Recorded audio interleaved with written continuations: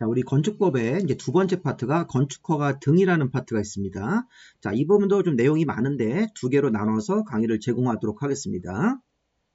자, 우리 건축법이 이제 처음 공부하실 때 어려운 점이 건축 허가권자, 시장원수, 구청장 이 정도까지는 잘 아시는데 이 사전 승인 제도, 사전 결정 제도라는 게 있습니다. 이런 것도 우리가 잘 이해를 하셔야지만 이런 부분들이 좀 어려워서 많이 수험생들이 이제 힘들어 하십니다. 그래서 이런 부분들 제가 이제 최대한으로 좀 상세하게 설명을 드릴 거고요. 그리고 건축허가를 또 일정 기간 동안 제한할 수 있고 또 건축허가를 거부할 수 있는 규정이 있습니다. 원래 건축허가라고 하는 것은 관련 서류 같은 것들이 제대로 맞고 관련 기준에 맞으면 건축허가를 의무적으로 해야 되는데 일정한 건물은 건축법의 어떤 기준 같은 거에 맞더라도 이게 건축허가를 거부할 수 있는 건물이 있습니다. 대표적으로 위락시설, 숙박시설 같은 거, 건축허가를 취소하는 규정, 그 다음에 건축허가를 신청할 때는 대지소유권을 확보하는 게 원칙이다. 그런데 대지소유권을 확보하지 않아도 건축허가 신청할 수 있는 예외가 또 있습니다. 관련돼서 매도 청구라는 걸 볼 겁니다. 안전관리예치금, 안전영향평가, 그 다음에 착공신고나 사용승인 이런 부분들 순서로 이제 공부를 할 겁니다. 자, 근데 문제는 뭐냐면, 자, 요 순서대로 공부를 할 건데, 자, 우리가 이제 건축허가권자부터 먼저 들어갈 건데, 자, 우리는 이런 순서를 한번 좀 정리하실 필요가 있겠습니다. 자, 우리 이제 공법을 공부할 때는 원래 법조문은 외우지 않지만, 자, 건축법은 건축법의 11조가 건축허가라는 제도가 있고, 자, 건축법 14조가 건축신고라는 제도가 있습니다. 그다음에 건축법의 29조는 건축협의라는 제도가 있는데, 자, 일반적으로 우리가 건축물을 건축을 하려면 건축허가라는 걸 기본적으로 받아야 됩니다. 허가권자는 시군구청장입니다. 건축허가를 받고 나서 착공신고하고 2년 안에 공사를 착수해야 되고 건축물이 공사를 시작해서 완공되면 사용승인이라는 걸 받아야 됩니다. 자, 우리 건축법은 준공검사란 말 안 씁니다. 건축물이 완공되면 건축주가 사용할 수 있는지 사용승인을 시군구청장한테 받아야 됩니다. 자, 그런데 우리는 소규모 건축물은 자, 원칙적으로 건축물을 건축하는 경우에는 자, 기본적으로 건축허가를 시군구청장한테 서류 준비해서 신청을 해가지고 건축허가 받으면 나중에 사용승인을 이렇게 여기 공사를 한 다음에 사용승인을 받고 건축주가 이 건물을 사용하는 건데, 자, 소규모 건축물을 건축할 때는 건축신고라는 제도가 있습니다. 자, 허가보다 더 간단한 게 신고입니다. 자, 그래서 나중에 이제 배울 건데 소규모 건축물은 건축신고라는 형태로 해서 간단하게 신고서류만 내고 자, 공사를 착공신고하고 1년 안에 공사를 착수합니다. 이거 좀 특이하네요. 건축허가 받은 사람은 2년 안에 공사를 착수해야 되고, 자, 2년 안에 공사 착수를 안 하면 2년 되는 다음 달에 건축허가를 취소를 해야 됩니다. 의무적으로. 건축 신고한 사람은 1년 안에 공사 착수해야 되고 1년 안에 공사 착수를 안 하면 신고 여력이 상실됩니다. 자, 완공되면 사용 승인 받아야 되고요. 자, 이번에는 일반인들은 건축허가나 건축 신고인데 국가나 지방자치단체 같은 행정청이 건축물을 건축할 때는 행정주체인 국가나 지방자치단체가 건축물을 건축할 때는 건축협의라는 제도가 있습니다. 그래서 우리 행정주체의 어떤 행정청들이 관련 서류를 준비해서 허가권자랑 사전에 협의하면 건축허가나 건축신고 이런 것을 한 것으로 간주하기 때문에 건축협의. 자, 건축협의로 국가나 지방자치단체가 건물 지을 때는 자, 착공신고를 안 하고 그냥 공사를 착수하면 됩니다. 자, 몇 년이란 기간도 없네요. 자, 건축허가 받은 건물은 2년, 건축신고한 건물은 1년 안에 공사를 착수하는데 협의로 지은 건물들은 이렇게 그냥 공사를 착수만 하면 됩니다. 완공되면 사용승인도 배제합니다. 그래서 우리가 건축허가를 받는 건물은 11조, 건축신고하는 건물은 14조, 건축협의로 건축하는 건물은 29조라고 해서 이 조문을 좀 기억하시는 게 좋겠습니다. 자, 이렇게 우리가 기본적인 틀을 잡고 그다음 나중에 또 배우실 건데 가설건축물, 자, 기본적으로 3년 정도 이내로 사용하는 가설건축물도 허가받고 짓는 가설건물이 있고 신고하고 짓는 가설건물이 있습니다. 자, 가설건물을 3년 정도 썼다가 원칙적으로 3년 만기가 되면 철거를 약속하고 가설건물을 짓는데 가설건물도 허가를 짓는 가설건물이 있고 신고로 짓는 가설건물 두 가지가 있습니다. 허가받고 짓는 가설건축물은 건축법의 20조 1항이고 축조신고라는 신고하고 짓는 가설건축물은 20조 3항입니다. 자, 이런 식으로 해서 우리가 이 5가지의 이제 순서를 가지고 이제 공부를 할 거고 일단은 자, 지금 파트에서는 이 건축 허가에 대해서 먼저 배우고 이 다음 파트에서 우리가 요 나머지 건축 신고, 건축 협의, 가설 건축물 허가, 가설 건축물 신고를 볼 겁니다. 자, 일단 여러분들은 건축 허가 쪽에 집중을 해야 됩니다. 공부할 내용들이 조금 많이 있으니까요. 자, 일단 우리 건축 허가권자부터 먼저 보도록 하겠습니다. 첫 번째 주제가 건축 허가권자가 누군지 봐야 되고 이 사전 승인, 사전 결정 제도를 이해를 할 겁니다. 자, 설명을 잘 듣고 우리가 이해를 해야 됩니다. 자, 먼저 건축허가권자가 건축법에 나오는 건축허가제도가 11조인데, 자, 우리 법에 뭐라고 써있냐면 건축물을 건축하거나 또는 대선하려는 자는 이렇게 되어 있습니다. 특별자치도지사, 시장군수구청장한테 건축허가를 받아야 된다. 그러니까 건축허가권자는 시장군수구청장이라고 해석하시면 되겠습니다. 자, 시험 문제에서 세종시 같은 특별자치시나 제주도 같은 특별자치도는 잘 안 나오니까, 자, 기본적으로 건축물을 건축하거나 대선 같은 거 할 때는 시장군수구청장, 우리 행정청 중에서 이제 기초지방자치단체의 행정청, 시군구청장이 허가권자가 되는 것입니다. 원칙입니다. 자, 또 하나 주의할 것은 우리 예전에 이제 앞에서 건축법상 건축이 뭡니까? 신축, 증축, 개축, 재축, 이전까지 건축이고, 우리 건축물의 대선이라는 것도 앞에서 배웠죠? 용어 정리할 때. 그리고 대선 같은 행위도 기본적으로 건축 허가를 받는 것이 원칙이라고 봐야 됩니다. 건축뿐만 아니라 건축물을 대선 같은 거 기억나시나요? 뭐 기둥을 뭐 1개를 증설하거나 기둥을 3개 이상 수선 변경 이런 식으로 대선 같은 경우도 기본적으로 시군구청장한테 건축 허가를 받아야 되는 게 원칙입니다. 자, 그런데 이런 게 있습니다. 자, 지금 구청장 위에는 특별시 광역시장이 있고 시장군수 위에는 도지사가 있는데, 자, 도지사는 아니고, 자, 이 구청장 위에 특별시 광역시장이 허가하는 건물이 따로 있습니다. 자, 이 노란색 예외로 내려갑니다. 자, 지금 시군구청장 여기 하늘색이 건축허가권자 원칙인데, 21층 이상의 건축물 또는 연면적이 합계가 10만 제곱미터 이상의 건물, 그 다음에 10분의 3 이상을 증축해서 21층 이상이 되거나 10분의 3 이상을 증축해서 연면적이 합계가 10만 제곱미터 이상이 되는 건물, 이런 건물을 특별시나 광역시에서는 구청장한테 허가받지 않고, 자, 특별시 광역시장한테 허가를 받아야 된다. 예외적 허가권자. 단 공장이나 창고 같은 경우는 뭐 연면적 10만 이상 되더라도 제외한다. 이렇게 해석하는 겁니다. 자, 지금 결론이 뭡니까? 자, 원칙적으로 시장, 군수, 구청장이 허가권자다. 근데 구청장 위에는 서울특별시 같은 특별시장하고 광역시장이 있는데, 특별시 광역시장에게 허가를 받아야 되는 건물이 노란색 예외입니다. 자, 21층 이상 건물 기억해야 되고, 또 연면적이 합계가 10만 제곱미터 이상의 건물입니다. 자, 10분의 3 이상을 증축해서 21층 이상이 되거나 10분의 3 이상을 증축해서, 그 다음에 거기 뭐 연면적이 합계가 10만 이상 되는 건물도 이것도 특별시 광역시장한테 허가를 받아야 되는 겁니다. 왜냐하면 대형 건축물이기 때문에. 자, 이런 대형 건축물에 대해서는 자, 이게 구청장 위에 특별시 광역시장에게 허가를 받아야 되는 건물이 있습니다. 자, 주의할 점은 공장 창고는 제외하고요.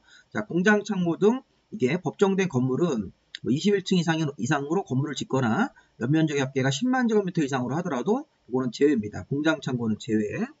자, 참고로 우리가 연면적하고 연면적의 합계는 뭐 큰 의미가 있는 건 아닌데, 보통 대지 위에 하나의 건물이 있으면 연면적으로 이렇게 재는 거고, 대지 위에 이렇게 두 동의 건물이 뭐 쌍둥이 빌딩 같이 이렇게 두 개가 있을 때는 하나의 대지 위에 A동, B동 두 동이 있으면 A동 연면적, B동 연면적을 합쳐서 연면적의 합계라는 형태로 계산합니다.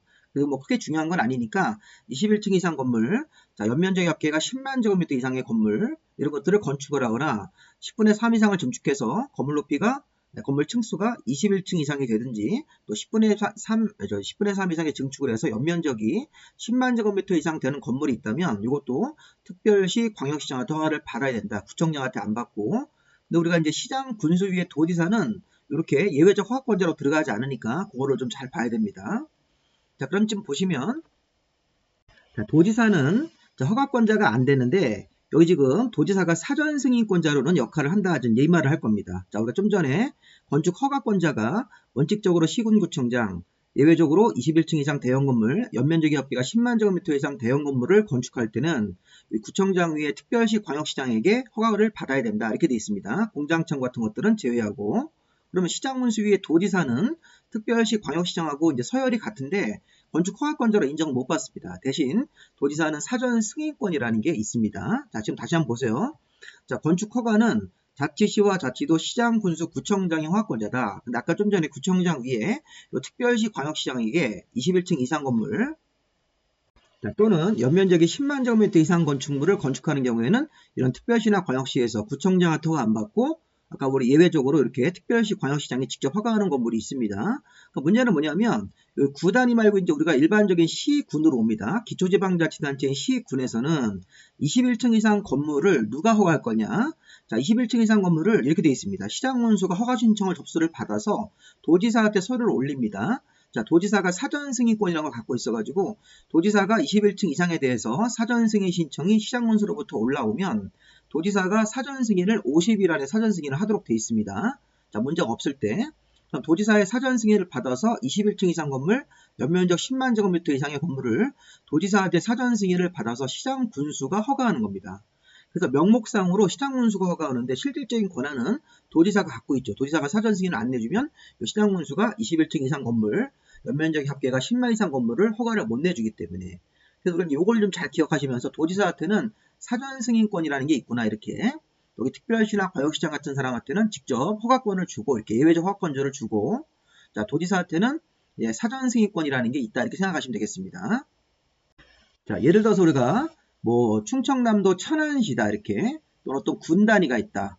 그러면 천안시장이 보통 건물은 그냥 자기 독자적으로 허가하면 됩니다. 자, 보통 일반적인 건물은 천안시장이나 어떤 뭐 군이면 군수가 독자적으로 허가하면 되는데, 만약에 천안시에서 뭐 25층짜리 건물을 짓겠다, 아니면 연면적의 합계가 10만 제곱미터 이상의 대형 건물을 짓겠다 이런 식으로 허가 신청을 내면, 자, 도지사한테 허가 신청하는 게 아니라 자, 시장 군수한테 21층 이상에 대해서 허가 신청을 냅니다. 근데 이게 21층 이상이 되니까 도지사한테 서류를 올리게 되어 있습니다. 사전 승인을 신청해서. 그럼 도지사가 심사해가지고 사전 승인 요건에 맞으면 50일 안에 사전 승인을 시장 군수에게 내려주면, 사전 승인서가 내려오면 이 시장 군수가 21층 이상의 건물 허가를 내주는 겁니다.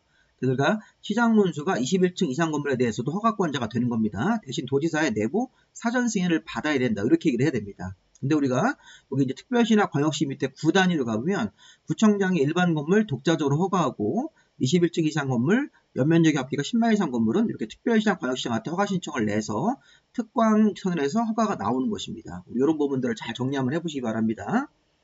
자, 그러면 우리가 이제 이 사전 승인제를 좀 볼 건데, 자, 시장문수는 다음 어느 하나의 건물을 허가할 때는 도지사한테, 시장문수가 도지사한테 사전 승인을 얻어야 된다.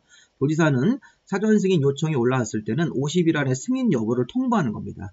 그래서 이제 승인 기준에 맞으면 승인 여부를 50일 안에 통보하고, 기준에 안 맞으면 50일 안에 사전 승인을 못하겠다 이런 식으로 통보가 내려가야 됩니다. 자, 문제는 시장문수가 도지사한테 사전 승인을 얻어야 되는 건물이 지금 보십시오. 층수가 21층 이상 건물인데 공장 창고는 제외하고, 연면적의 합계가 10만 제곱미터 이상의 건물, 10분의 3 이상을 증축해서 21층 이상으로 올라가거나 연면적의 합계가 10만 이상이 되는 건물, 요거 3개는 공장 창고는 제외입니다. 근데 가만히 보면 1번, 2번, 3번 건물이 뭡니까?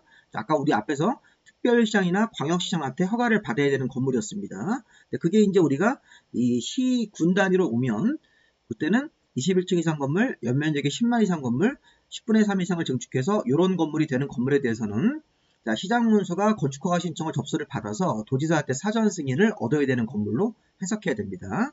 자, 그 다음에 이제 4번하고 5번이 조금 어려운 건데, 자, 4번하고 5번까지 묶어서 시험 문제를 출제를 합니다. 이렇게 28회 때도 21회 때 이렇게 나왔는데, 자, 요거는 이렇게 돼 있어요. 자연환경이나 수질 보호를 위해서 도지사가 공고한 구역이 어디냐면, 우리 서울의 이제 북한강, 서울의 이제 상류 지역에 북한강, 남한강 주변에 옛날에 막 러브 호텔 짓고 그다음 음식점을 차리고 그런 곳 때문에 이게 생긴 건데, 자연환경이나 수질 보호를 위해서 도지사가 공고한 구역이 북한강 주변, 남한강 주변에 3층 이상 또는 연면적의 합계가 1000제곱미터 이상으로 이런 5가지 건물을 시장군수가 허가할 때도 사전 승인이 되는 겁니다.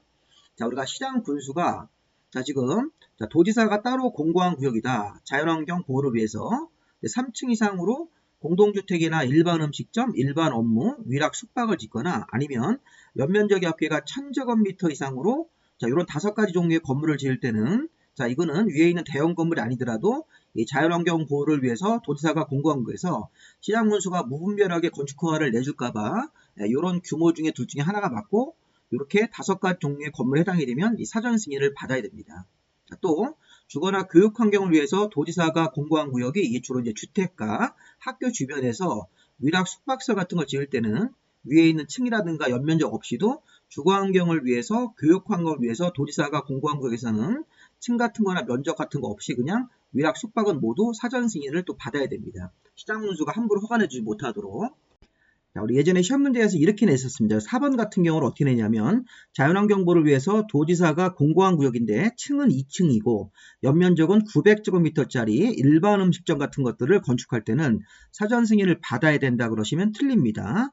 자, 조건이 안 맞죠. 5가지 건물 중에 하나인데 층이 3층 이상이 되든지 또는 연면적이 합으로 1000제곱미터 이상이 돼야 되는데 이게 뭐 층은 2층으로 나오고 연면적도 900밖에 안 나오면 이런 일반 음식점이나 일반 업무, 위락 숙박이라고 하더라도 사전 승인을 받을 필요가 없습니다. 자, 사전 승인제도 되게 중요합니다. 이 부분. 자, 시험 문제에서 이제 한번 나올 타이밍이 됐어요. 자, 시장문수가 도지사한테 시장문수가 허가 신청을 받아서 허가를 내주기 전에 도지사한테 사전 승인을 얻어야 되는 건물 21층 이상 연면적 합계가 10만 제곱미터 이상 10분의 3 이상을 증축해서 21층 이상 건물로 올라가거나 10분의 3 이상의 연면적을 증가해서 자, 연면적 합계가 10만 제곱미터 이상이 되는 건물인데 이 세 개는 공장 창고 같은 것들은 제외합니다. 자, 자연환경보호를 위해서 도지사가 공고한 구역에서 3층 이상 또는 연면적 합계가 1000제곱미터 이상의 이 5종류의 건물이 있습니다. 공동주택, 일반 음식, 일반 업무, 위락 숙박시설. 자, 주거나 교육 환경을 위해서 도지사가 공고한 구역에서는 3층 연면적 층 같은 거 안 따지고 위락 숙박시설이 주거나 교육 환경이 안 좋을 수 있기 때문에 이런 것들을 무분별하게 허가를 준 걸 차단하기 위해서 시장문수가 도지사한테 사전 승인을 얻어야 됩니다. 자, 사전 승인이 올라가면 50일 안에 사전 승인 여부를 통보해 주도록 되어 있고요. 자, 그 다음에 이제 우리가 사전 결정 제도입니다. 자, 사전 결정은 건축주가 건축 허가를 정식으로 신청하기 전에 예비적으로 먼저 사전 결정을 신청해서 허가 나올 수 있는지 안 나오는지에 대해서 미리 물어볼 수 있는 게 사전 결정입니다. 그러니까 사전 승인은 시장문수가 이런 건물 5가지 건물에 대해서 도지사한테 이렇게 올려가지고 사전 승인을 받는 건데 사전 결정은 건축주가 주어입니다.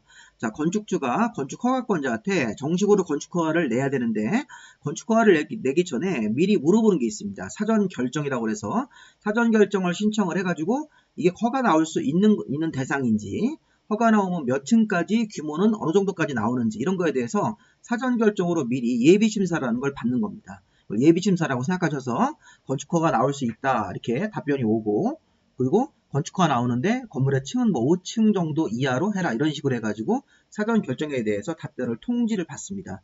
그럼 사전 결정 통지를 받으면 통지로부터 2년 안에 건축허가를 정식으로 신청해야 됩니다. 건축허가 신청 안 하면 2년 다음 날에 이 사전 결정 효력이 상실됩니다. 그리고 건축허가를 받았으면 건축허가를 받은 날로부터 2년 안에 공사를 착수해야 되기 때문에 자, 우리가 이 사전 결정 제도를 잘 이해하셔야 돼요. 자, 사전 결정은 건축허가를 신청하기 전에 건축주가 허가권자한테 미리 물어보는 예비심사가 바로 사전 결정이라고 생각하시면 되겠습니다. 그래서 이 사전 결정을 신청을 하면서 이제 물어보는 거죠. 자, 이 대지에다가 건축허가를 받을 수 있습니까? 이런 식으로 허가가 어느 정도까지 규모로 나올 수 있습니까? 그 밖에 여러 가지 건축할 때 고려사항, 주의사항은 뭡니까? 이런 식으로 해가지고 사전 결정을 신청을 하고 자, 허가권자는 사전 결정한 날로부터 7일 안에 결과를 통지하게 돼 있고 통지를 받으면 자, 이 사전 결정 답변 통지가 왔는데 건축 허가를 받을 수 있다 그러면 정식으로 또 추가 서류를 준비해서 건축 허가 신청을 2년 안에 신청을 해야 되고 자, 2년 안에 신청 안 하면 2년 되는 다음 날에 사전 결정 효력이 상실됩니다. 그리고 건축 허가를 받으면 정식으로 공사를 착수해야 되는데 시험 문제에서 뭐였냐면 사전 결정 통지를 받으면 2년 안에 공사를 착수한다 이렇게 하면 안 됩니다. 완전히 건너뛴 겁니다. 자, 사전 결정 통지를 받으면 2년 안에 건축 허가를 정식으로 신청해야 되고 서류 준비해서 건축 허가를 받았을 때 공사 착수하는 게 2년입니다. 이렇게 사전 결정 통지로부터 바로 2년 안에 공사 착수하는 게 아니고요.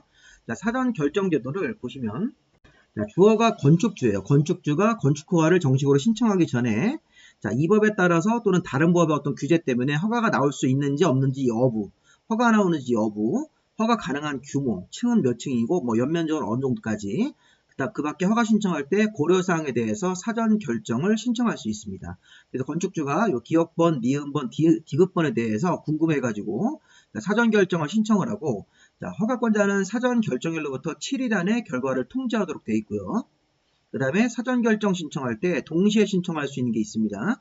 건축위원회 심의와 교통영향평가서의 검토를 동시에 신청할 수 있다. 그래서 우리가 사전 결정 신청할 때 건축위원회 심의와 자, 교통영향평가서의 검토 같은 것들에 대해서 동시에 신청할 수가 있고 그 다음에 협의하는 경우가 있는데 자, 사전 결정 신청 들어온 건물의 대지 면적이 소규모 환경 영향평가 대상일 때는 자, 환경부 장관이나 또는 지방환경관서장과 사전에 협의해야 됩니다. 그래서 이게 사전결정 신청 들어온 건물의 대지면적이 소규모 환경영향평가 대상일 때는 환경부 장관이나 이런 환경관서장과 미리 협의를 해야 된다. 의무규정으로.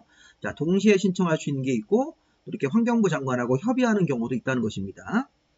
이제 의제 같은 것들 잘 봐야 됩니다. 여기 이제 시험 문제에도 또 많이 나왔던 지문인데, 사전 결정 통지 받으면 요 기억번, 니은번, 디귿번, 리을번을 자동적으로 받은 것으로 간주합니다.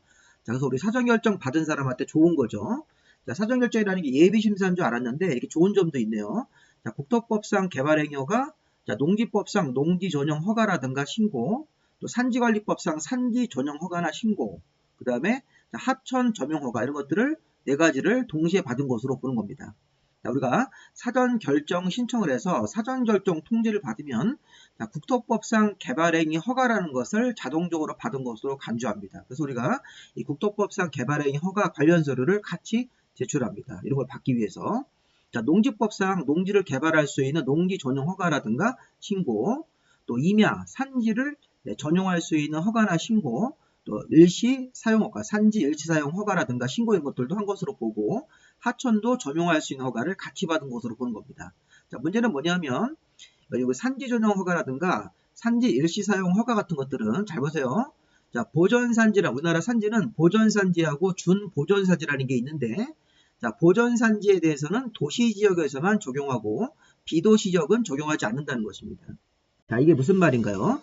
아까 제가 사전결정 통지 받으면 임야, 산지를 전용할 수 있는 허가를 같이 받은 것으로 본다. 그런데 이 산지가 종류가 있습니다. 산지관리법에 따라서 보전산지가 있고 준보전산지가 있는데, 만약에 보전산지일 때는 이 산지 전용 허가를 받은 것을 도시지역에서, 국토법상 도시지역에서만 적용을 하고, 비도시지역에서는 적용할 수가 없다. 이게 시험 문제에서 30회, 33회 때 계속 이게 나옵니다. 이 부분이. 예를 들어 우리 30회 때 어떻게 나왔냐면, 사전 결정 통지를 받으면 산지 전용 허가 같은 것들을 받은 것으로 본다. 근데 이 산지가 보전산지인데 농림지역에서도 적용한다. 이런 식으로 해가지고 문제를 냈습니다. 농림지역이 아니라 우리 국토법상 용도지역이 도시지역, 관리지역, 농림, 자연으로 크게 구분하는데, 이게 보전산지라는 산지일 때는 도시지역에서만 이게 적용을 해가지고 이렇게 의제 받은 것으로 보는 거고, 비도시지역에서는 이걸 적용할 수가 없다는 겁니다. 그래서 사전결정 통지를 받아도 잘 생각을 해보십시오. 굉장히 좀 어려운 조항입니다. 그래서 우리가 사전결정 통지 받으면 국토법상 개발행위 허가를 자동적으로 받은 것으로 보고, 농지법상 농지를 개발할 수 있는 허가나 신고 이런 것들을 자동적으로 받은 것으로 보고, 산지 전용 허가, 산지 일시사용 허가라든가 신고도 받은 것으로 보는데, 이 산지는 보전산지가 있고 준보전산지가 있는데, 보전산지에 대해서는 이 산지 전용 허가를 도시지역에서만 적용을 해서 받은 것으로 보는 거고, 이 보전산지가 농림지역 같은 데 있을 때는 이 산지 전용 허가를 받은 것으로 볼 수가 없다는 것입니다. 그 다음에 이제 사전결정 통지 받으면 2년 안에 건축허가 신청을 해야 되고, 신청하지 않으면 사전결정 효력이 없어집니다. 그래서 아까 좀 전에 우리 봤던 그림 다시 한번 보십시오. 사전결정을 통지 받으면 2년 안에 건축허가 신청을 해야 되고, 그 다음에 2년 안에 신청하지 않으면 이 사전결정 효력이 상실됩니다. 그래서 사전결정 효력이 상실되면 요 기역, 니은, 디귿, 리을도 같이 없어지기 때문에 웬만하면 2년 안에 건축허가 신청을 정식으로 서류 준비해서, 이 건축허가 받을 때는 여러 가지 서류 준비할 게 많습니다. 그런 거 사전결정 통지 받을 때 제출한 거 빼고 나머지 건축허가에 필요한 서류는 별도로 만들어서 2년 안에 건축허가 신청을 해야 되는 것입니다. 사전결정제도까지 보셨습니다. 추가로 하나만 더 보면요. 우리 건축허가를 받으면, 우리 건축허가를 받은 겁니다. 사전결정 받은 게 아니라 건축허가를 정식으로 받으면, 이게 다른 행정기관들하고 미리 협의를 해서 23가지 인허가 같은 것들을 자동적으로 또 받은 것으로 봅니다. 이게 또 의제 조항이죠. 아까 사전결정 통지 받으면 기역, 니은, 디귿, 리을 4가지를 자동적으로 받은 것으로 보고, 또 건축허가까지 정식으로 받으면 우리 이제 다른 법에 있는 여러 가지 규제, 인허가 사항을 23가지를 우리 자동적으로 받은 것으로 보게 되어 있습니다. 국토법상 개발행위 허가, 그 다음에 공사용 가설건축물의 축조신고, 그 다음에 공작물의 축조신고, 우리 앞에서 봤던 공작물 기억나시죠? 2m 높이의 담장, 4m가 넘는 광고탑이라든가 장식탑, 기념탑 이런 거 세울 때 따로 이렇게 우리가 축조신고를 할 필요가 없습니다. 건축허가를 받으면. 그래서 건축허가를 정식으로 받으면 국토법상 개발행위 허가, 공사용 가설건축물의 축조신고, 그 다음에 공작물의 축조신고, 산지관리법상 산지조정 허가라든가 신고 이렇게 나왔는데, 자, 우리가 이제 사전 결정을 신청하지 않고 막바로 건축허가 받으면 이 건축허가 받았을 때 이런 것들이 의제가 되는 것이고, 사전 결정을 신청을 해서 사전 결정을 받은 다음에 건축허가로 넘어가면 이미 이제 여기 뭐 1번이라든가 4번, 5번은 사전 결정으로 의제가 되는 것입니다. 조금 어렵죠? 자, 시험 문제에서는 그냥 일단 이렇게 생각하시면 돼요. 건축허가를 받으면 23가지 인허가를 자동적으로 받은 것으로 본다.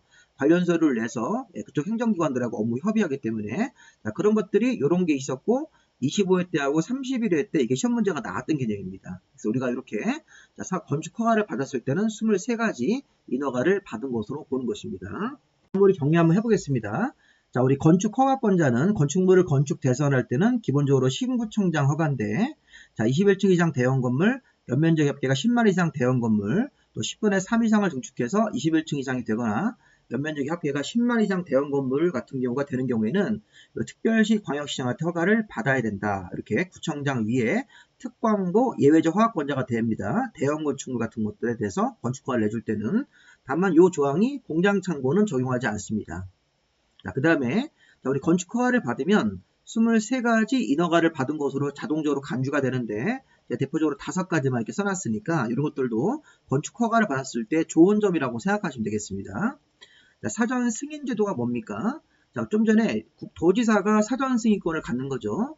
자, 구청장 위에 특광이 21층 이상, 연면적 10만 이상의 건물에 대해서 허가권을 직접 갖고 있고, 자, 여기 시장 군수 단위에는, 시장시 군 단위에서는, 자, 21층 이상 건물, 연면적 10만 이상 건물에 대해서 시장군수한테 허가 신청을 내고, 시장군수가 이렇게 도지사한테 사전 승인을 올려서 도지사가 50일 안에 사전 승인 여부에 대해서 통보하도록 되어 있는 겁니다. 자, 도지사가 갖고 있는 게 사전 승인권입니다. 자, 사전 승인 대상이 되는 건물은 5가지가 있으니까, 자, 처음에는 어렵습니다. 어려운데 문제를 풀면서 다시 한번 내용 확인하고 이렇게 연습하시다 보면 사전 승인 대상이 되는 건물은 5가지가 있었고요.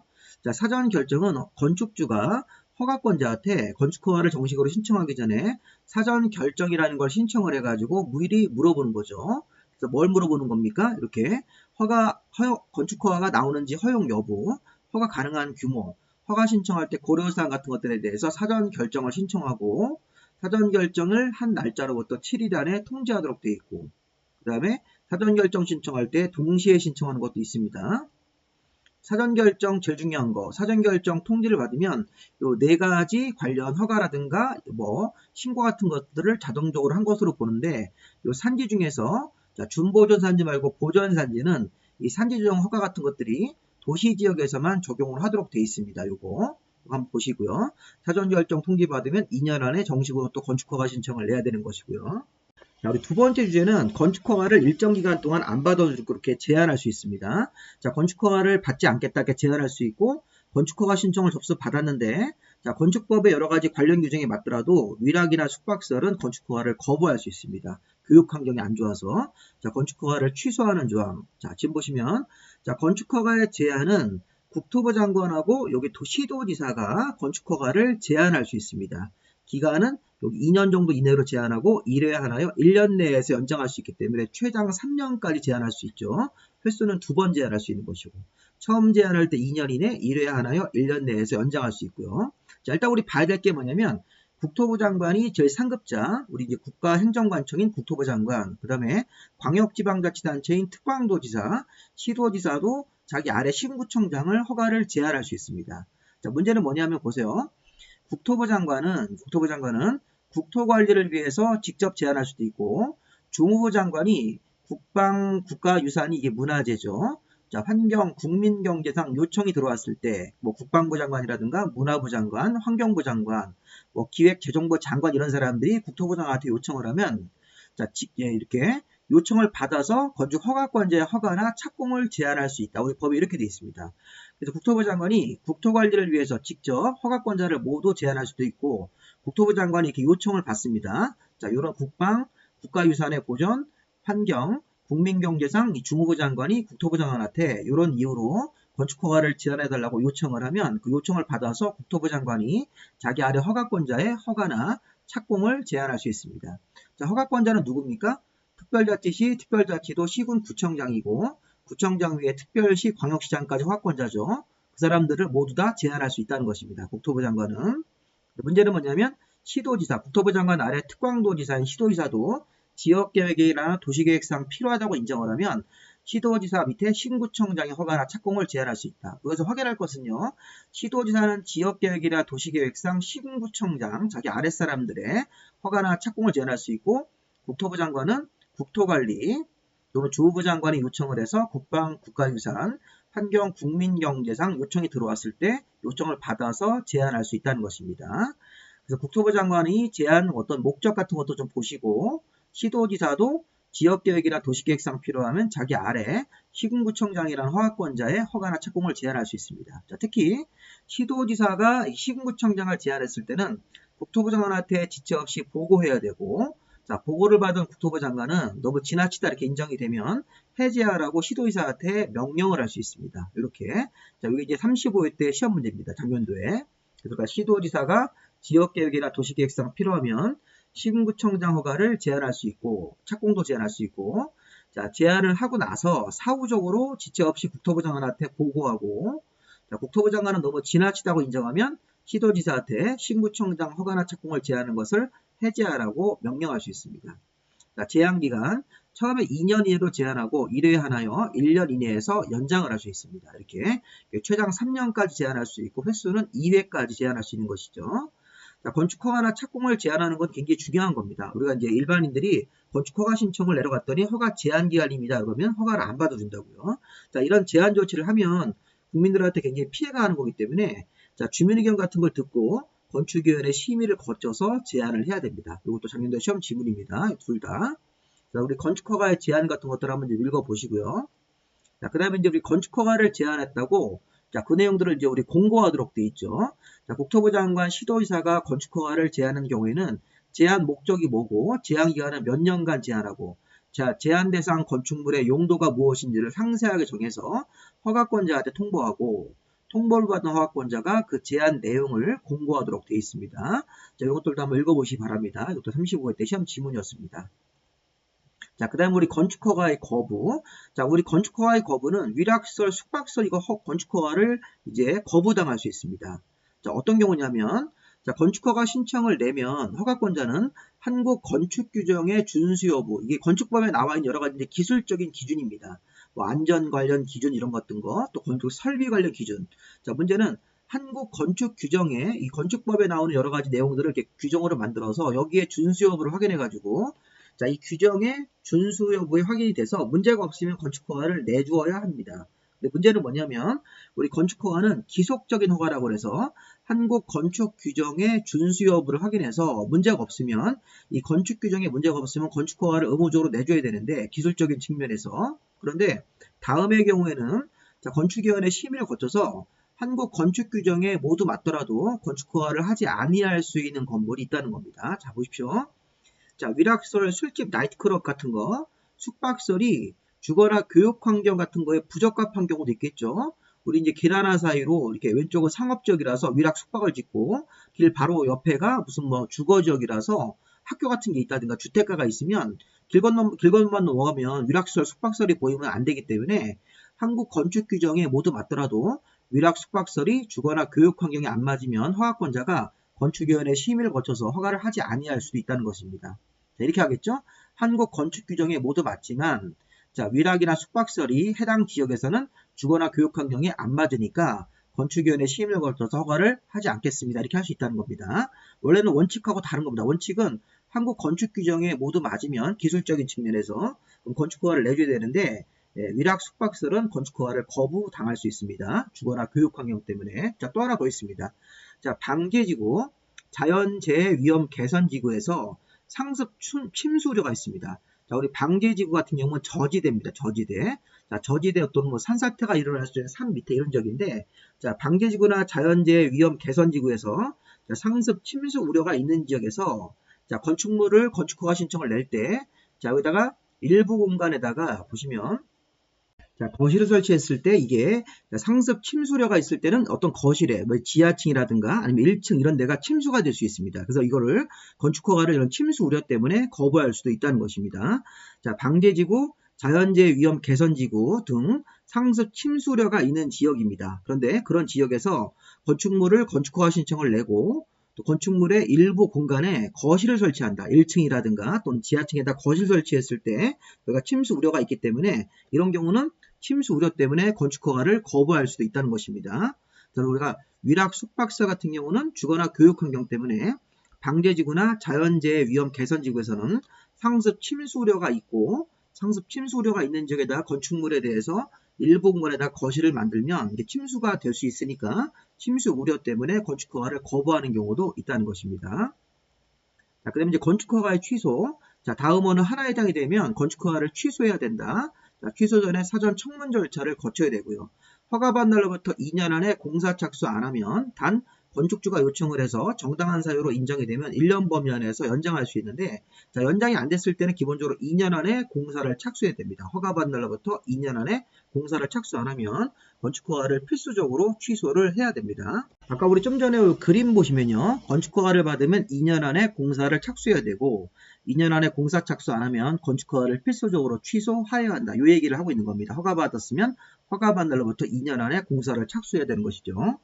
다시 돌아오시고, 자, 건축허가 받은 날로부터 2년 안에 공사 착수 안 하면 건축허가를 필수적으로 취소해야 된다. 다만 건축주가 요청을 해서 정당한 사유로 인정이 되면 1년 범위 안에서 착수 기간을 연장할 수 있습니다. 자, 그리고 이 가로 아래 있는 것도 한번 보세요. 여기 보시면 산업 직접 활성화 공장 설립에 관한 법률에 따라서 공장은 자, 2년을 적용하지 않고 3년으로 바꿔서 적용하는 경우가 있기 때문에 우리 이런 부분도 한번 좀 신경을 써보시고요.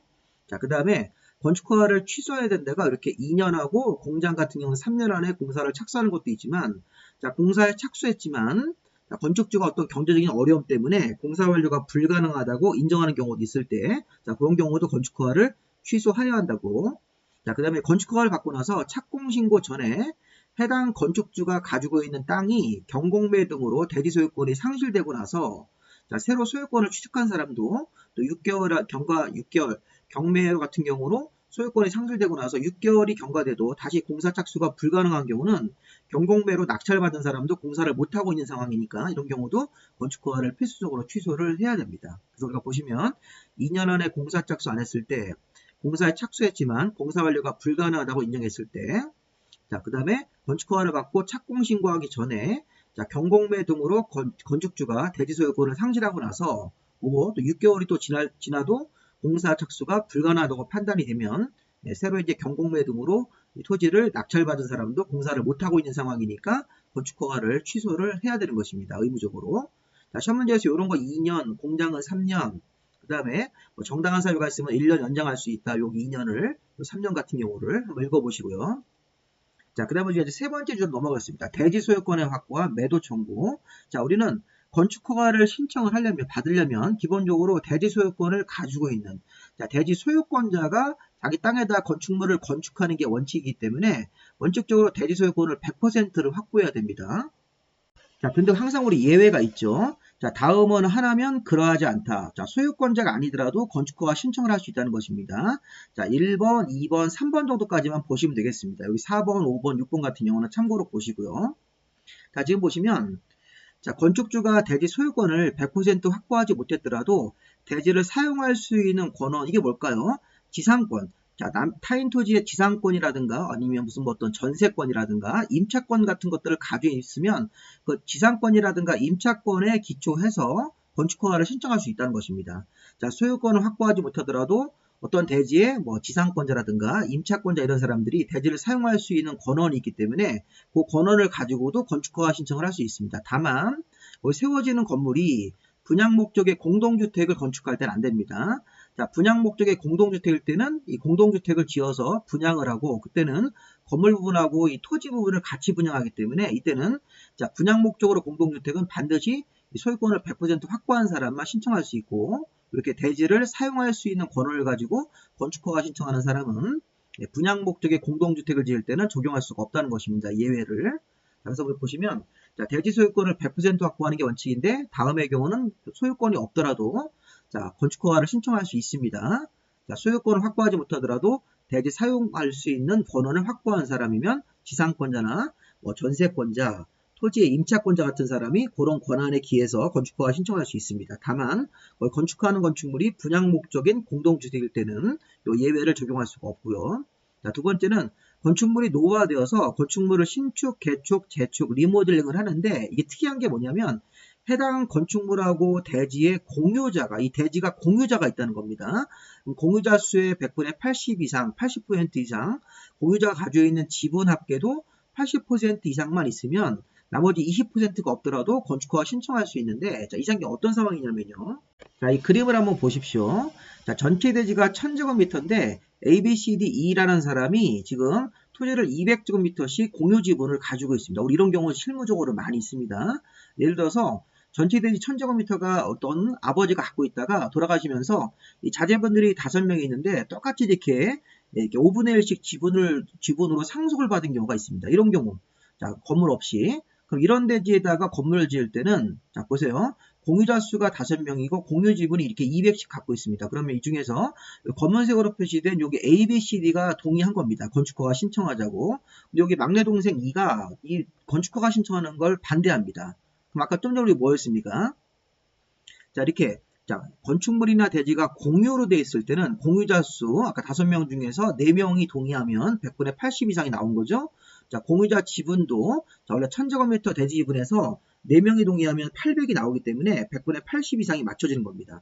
그래서 아까 우리 그림처럼 이렇게, 요 4명이 동의하면 공유자 수하고 공유자 수가 가지고 있는 전체 지분이 100분의 80 이상이 나오면, 자, 여기 빨간색 표시한 요 사람이 반대하더라도 건축허가 신청을 할 수 있습니다. 아까 원칙은 100% 소유권이 있어야지만 건축허가 신청하는 게 원칙인데, 대지 사용권을 가진 사람, 그다음에 공유 대지일 때는 공유자 수와 공유 지분 둘 다 100분의 80 이상 동의받으면 100분의 20이 반대하더라도 건축허가 신청할 수 있습니다. 자, 세 번째 하나만 더 보시면, 자, 건축 관련한 대지에 국공유지가 돼, 국가 땅이라든가 지방자치단체 땅 같은, 자, 건축 관련한 대지에 이런 국공유지 같은 게 있을 때는 이 국공유지의 관리청이 해당 대지를 매각하겠다, 양여할 것을, 매각하거나 양여, 증여 같은 거 할 것을 확인을 했습니다. 그래서 이 국가 땅의 관리청, 공유지, 지방자치단체 땅의 관리청 같은 사람들이 이 대지에 국공유지가 포함되어 있는데 이 국공유지의 관리청이 이 땅을 팔겠다, 이렇게 매각, 양여 같은 것들을 약속을 하면 건축허가 받을 때는 아직 소유권을 확보하지 못하더라도 건축허가 신청을 할 수가 있다는 겁니다.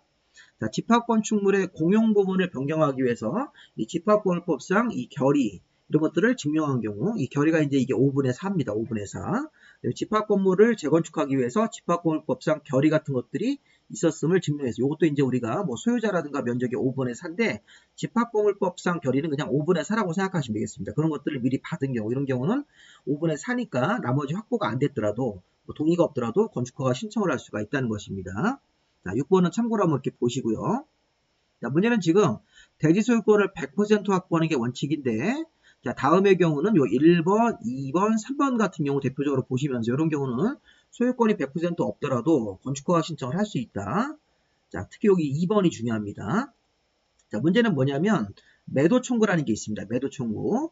자, 우리 건축허가를 받은 건축주가 누구냐면 아까 100분의 80 이상, 아까 대지가 공유 지분으로 이렇게 5명이 소유하고 있는 형태에서 100분의 80 이상의 동의를 받은 사람은 건축허가를 받고 나서, 자, 동의하지 아니한 자에 대해서 그 사람이 가지고 있는 100분의 20에 대한 공유 지분을 시가로 매도할 것을 청구할 수 있습니다. 자, 무슨 말이냐면 아까 좀 전에 A, B, C, D 4명이 동의해서 건축허가를 받을 수 있었습니다. 자, 요 2라는 사람이 반대하더라도, 그러면 건축허가를 받고 나서 여기, 자, 건축허가를 받은, 건축허가에 동의한 사람들이 요 2에 대해서 이 땅을 우리에게 팔아라, 이렇게 우리가 시가로 사주겠다, 이런 식으로 해서 매도 청구를 해가지고 이 땅을 확보한 다음에 이제 100% 소유권을 가지고 이제 공사에 들어간다는 것입니다. 자, 좀 전에 우리 앞에 2번에서, 자, 이렇게 대지가 공유 지분으로 되어 있을 때는, 자, 공유자 수와 공유 지분 둘 다 100분의 80 이상만 동의받으면 건축허가를 신청할 수가 있습니다. 받을 수 있습니다. 그러면 건축허가를 받고 나서 건축허가를 받은 건축주가 100분의 80 이상을 확보하고 그 A, B, C, D가 건축허가 신청을 내서 건축허가를 받았으니까 그 건축허가를 받고 나서, 자, 이 대지 공유자 중 동의하지 아니한 공유자 100분의 20의 지분을 시가로 매도 청구할 수 있다. 자, 매도 청구하기 전에 3개월 이상 충분한 협의를 해야 되고요. 그래서 이 3개월 정도 가격 시가라는 걸 제시하고 우리에게 마저 넘겨라, 이런 식으로 해서, 자, 만약에 안 팔면 3개월 지난 다음에 이 집합건물법에 따라서 매도 청구라는 거 소송으로 들어가는 겁니다. 소송. 매도 청구 소송을 해서 100분의 20의 토지를 이 판결문을 받아가지고 강제로 뺏는 겁니다. 그래서 100%를 확보하고 이제 공사에 들어가는 겁니다. 이런 식으로. 그러니까 매도 청구라는 게 뭐냐?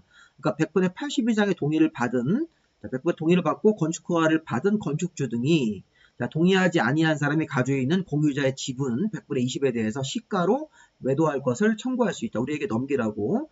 시가로 매도 청구 같은 거 하기 전에 3개월 이상 충분히 협의해서 가격 제시하고 충분히 설득하고 협의해보고 3개월이 지날 때까지 협의가 안 되면 이 집합고물법을 따라서 매도 청구 소송으로 가가지고 재판을 해서 소송을 해가지고 판결을 받으면 그때 이제 강제로 뺏을 수 있는 권한이 생기는 것입니다. 자, 안전관리 예치금하고 안전영향평가를 보겠습니다. 간단하게 좀 보죠.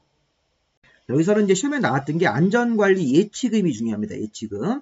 자, 예치금을 하기 전에 요 1번이 뭡니까? 조치, 안전관리 조치를 해야 되는 건데 허가를 받은 사람이 공사를 중단하고 장기간 공사 현장을 방치하는 경우에는 안전관리 조치라는 걸 해야 되는 것이죠. 자, 우리 건축허가 받고 공사를 이렇게 지하 공사로 땅을 막 깊이 이렇게 파놨는데, 자, 공사를 이렇게 장기간 중단한 경우에는 안전패스 같은 거 둘러서 안전조치를 해야 됩니다. 자, 문제는 이제 이 건축주가 스스로 안전조치를 안 할까봐, 자, 건축허가를 받은 자가 건축주인데, 자, 허가권자는 연면적이 1000제곱미터 이상 대형 건물일 때는, 자, 장기간 공사 현장이 방치되는 것에 대비하기 위해서 안전관리 예치금을 공사비의 1% 범위 안에서 예치하게 할 수 있습니다. 이게 왜 그러냐면 이 안전관리 조치를 허가받은 사람이 스스로 안 하고 공사를 중단하고 도망가 버릴 수도 있습니다. 그러면 도망가면 이거 안전관리 조치를 누가 못하기 때문에 허가권자가 자, 우리 연면적 1000제곱미터 이상 건축물에 대해서는 이 건축허가 같은 걸 내주기 전에 자, 1000제곱미터 이상 대형 건물에 대해서는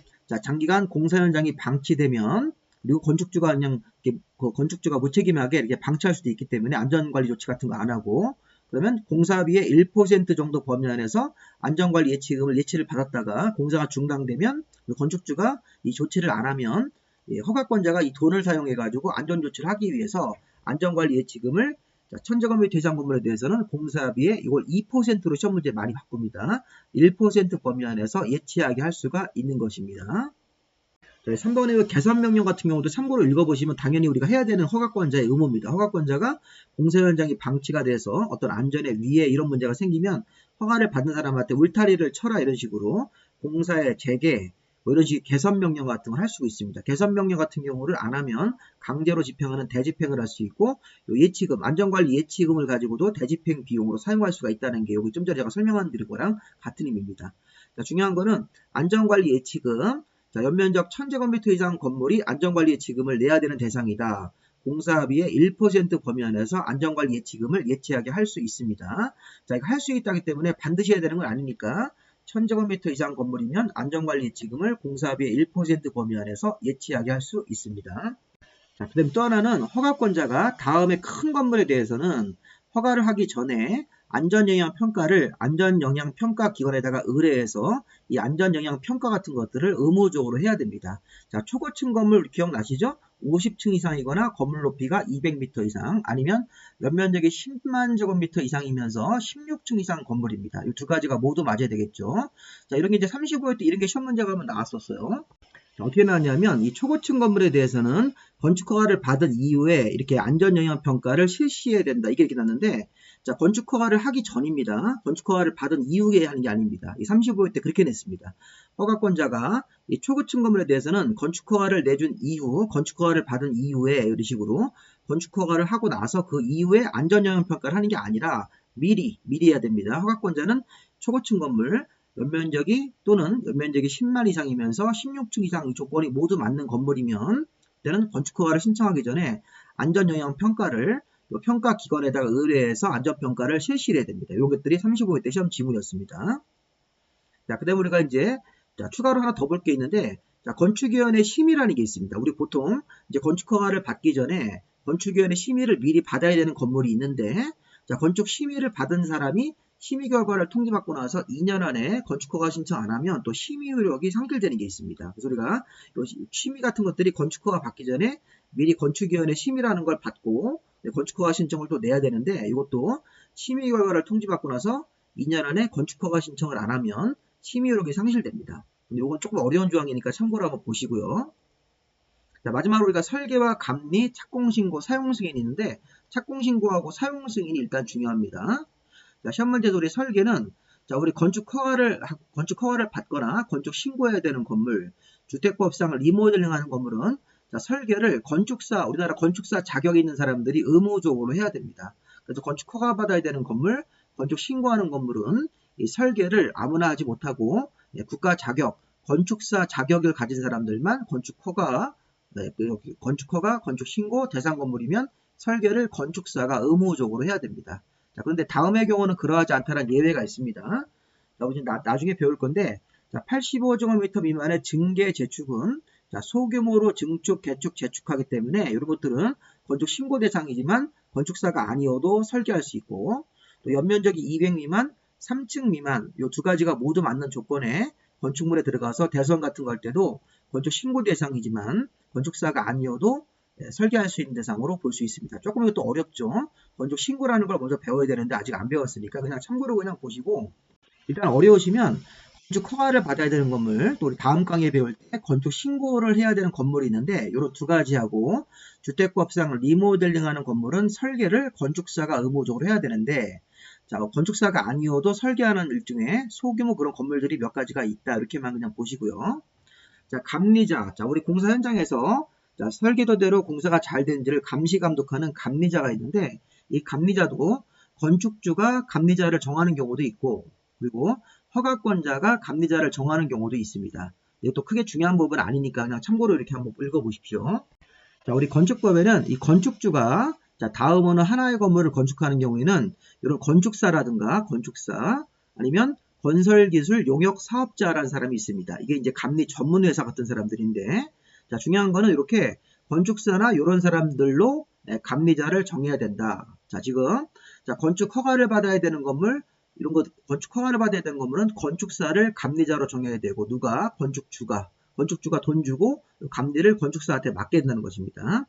자, 건축법에 따라 리모델링하는 건물도 이 건축주가 감리자를 건축사로 정해야 되는 것이고, 마지막으로 이 다중이용 건축물 우리 앞에서 배웠었죠. 이 다중이용 건축물 같은 경우는 자, 건설기술 용역업자나 또는 건축사 이렇게 둘 중에 하나를 선택해서 건축주가 감리자를 정해야 됩니다. 자, 반면에 우리가 어떤 소규모 건축물일 때는 허가권자가 감리자를 정하는 경우도 있습니다. 소규모 건축물로 건축주가 직접 시공하는 건물, 또 주택으로 사용하는데 뭐 아파트 연립 다세대 같은 것들이 소규모 건물일 때는 그때는 건축주가 아니라 허가권자가 감리자를 정하는 경우도 있습니다. 설계에 참여하지 아니한 사람을 골라서 허가권자가 감리자를 정하는 경우도 있는데 참고로 한번 읽어보시고요. 자, 중요한 건 이제 착공신고입니다. 착공신고. 자, 착공신고는 자, 이 그림으로 잠깐 넘어와 볼게요. 우리 맨 앞에서 배웠던 건데, 허가받은 건물은 착공신고하고 2년 안에 공사를 착수해야 되고, 자, 건축신고하고 짓는 자, 건축신고는 아직 안 배웠지만, 자, 소규모 건축이나 소규모 대선이 건축신고로 빠지는 건물이 있습니다. 그러면 신고한 건물도 착공신고하고 1년 안에 착수, 협의로 짓는 건물, 자, 국가나 지방자치단체가 건축물을 건축할 때는 사전에 협의하면 된다. 허가권자랑. 착공신고라는 게 없네요. 착공신고 없이 그냥 공사를 착수합니다. 자, 지금 건축 허가 받은 건물, 건축 신고한 건물은 착공 신고하고 건물이 완공되면 사용 승인도 이렇게 받아야 됩니다. 자, 그런데 이 건축 협의로 짓는 건물은 자, 착공 신고 안 하고 그냥 공사를 착수한다. 완공돼도 사용 승인 같은 거 안 합니다.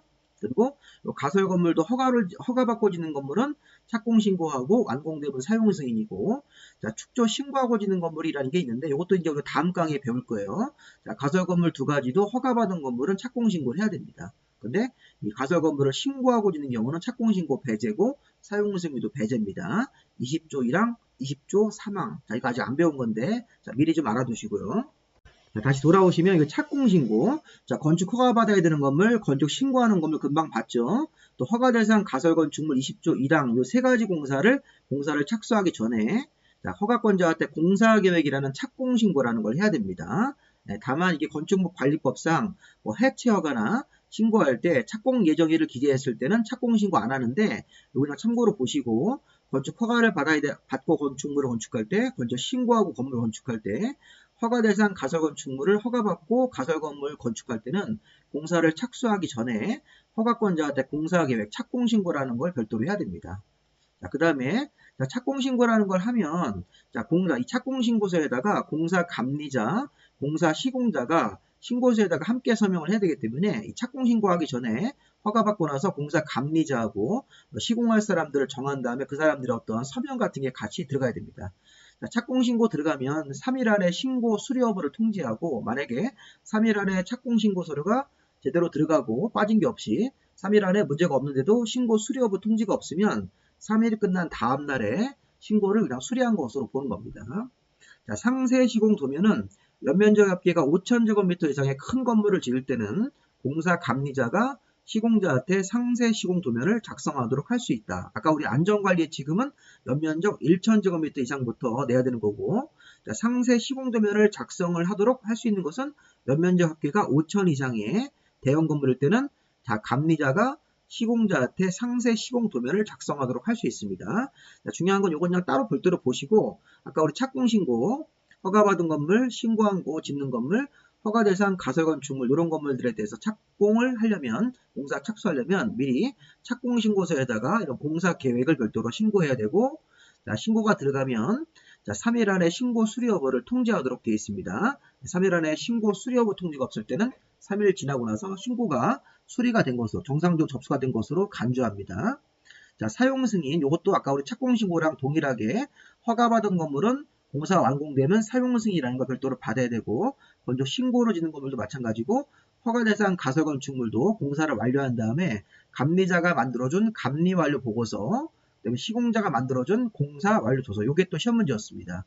자, 우리가 사용 승인 같은 걸 낼 때는 감리자가 감리 완료 조서라는 걸 만들어주고, 자, 시공한 사람이 공사 완료 조서를 만들어서 이거를 건축주한테 주면 이 건축주가 감리 완료 보고서 받고 공사 완료 도서 같은 것들을 받아서 자, 사용 승인할 때 첨부해가지고 사용 승인을 허가권자한테 신청을 해야 됩니다. 자, 사용 승인서는 신청서를 접수하고 나서 문제가 없으면 7일 안에 사용 승인을 위한 현장 검사를 해서 검사 합격이 되면 사용 승인서를 7일 안에 교부해야 됩니다. 문제가 없을 때는. 만약에 7일 안에 교부 안 하면, 자, 7일 이내에 교부를 안 합니다. 만약에 문제가 없는데도 7일 안에 정해진 기간 안에 교부 안 하면 8일째 바로 사용할 수가 있는 것입니다. 자, 원칙적으로는 사용 승인서를 받고 나서 건물을 사용해야 되는데, 자, 사용 승인서가 접수가 되고 나서 자, 이게 7일 안에 문제가 없는데도 사용 승인서 안 내주면 자, 여기 8일째 사용 승인서 교부가 없어도 사용할 수가 있는 것입니다.